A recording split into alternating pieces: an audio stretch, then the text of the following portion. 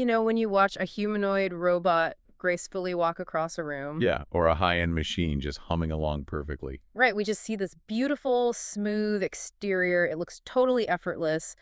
But if you zoom in, there is a literal invisible war going on inside every single gearbox. Oh, for sure. A constant brutal battle against friction, heat, and, well, microscopic errors. Exactly.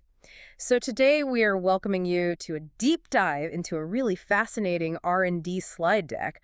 Our mission is to decode some of this dense engineering jargon and uncover that invisible war. Right, because we want to look at the extreme lengths engineers are going to. I mean, from vacuums to magnetic fields just to make a robot walk. Yeah, because it all starts with one core problem, right? Precision. Yes, precision.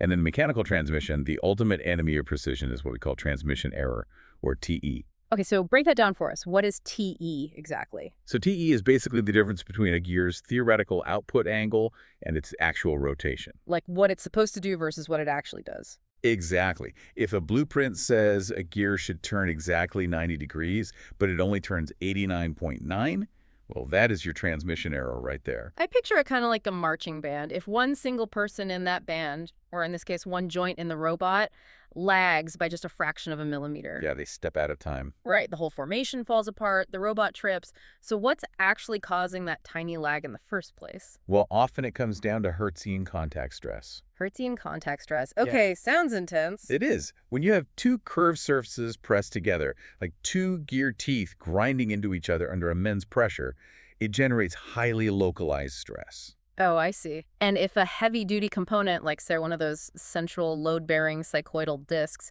if it can't handle that peak torque. The gear surface degrades over time. It actually pits and warps. Ouch. That sounds bad. It's terrible for precision.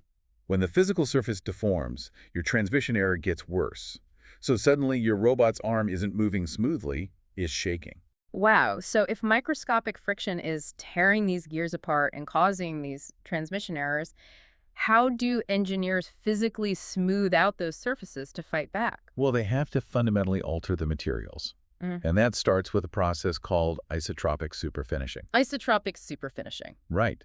Because traditional machining leaves these tiny, microscopic directional lines on a metal surface. Like tool marks. Exactly.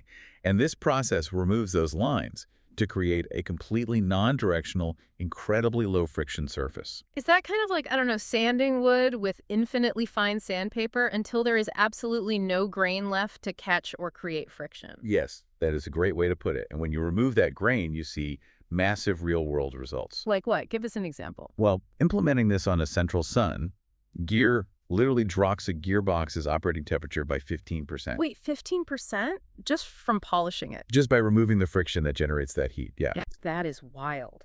But, you know, you just mentioned lowering heat, but ironically, intense heat is required to harden these metals in the manufacturing process, right? It is, yeah. Heat treatment is essential. Doesn't exposing superheated metal to the air introduce, like, a whole new set of problems? Oh, absolutely. Specifically with oxygen.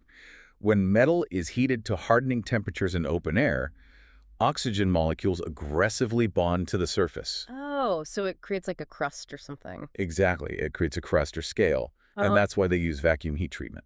Oh, I see. So they just suck all the air out. Right. By sucking all the air out of the chamber, you harden the metal in a completely oxygen-free environment. Which means you don't get that microscopic layer of rust. Exactly. I imagine if you're working with, like, miniature planetary gears, even a tiny layer of scale would completely ruin those insanely strict tolerances. That's the key right there. You need that vacuum to keep the dimensions absolutely perfect. But wait, if these components are microscopic, traditional sanding tools won't even fit inside them. That is a huge challenge, yes. Take flex splines, you know, those tiny flexible gear rings used in robotics. How is it physically possible to polish the complex internal geometry of a microgear? Welcome to the micro-frontier of manufacturing.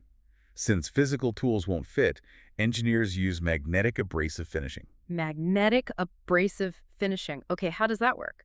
They basically use magnetic fields to physically guide and drag loose abrasive particles around inside those incredibly tiny or complex internal holes. Oh, wow. So you're sending in a magnetically controlled microscopic cleaning crew to navigate inside tiny pipes where no human tool could ever reach. That's exactly what it is. Yeah. Manipulating magnetic fields is really the only way to achieve perfect surface finishes on complex internal geometries. Because you can't reach in there yourself. Right, you aren't forcing a rigid tool inside.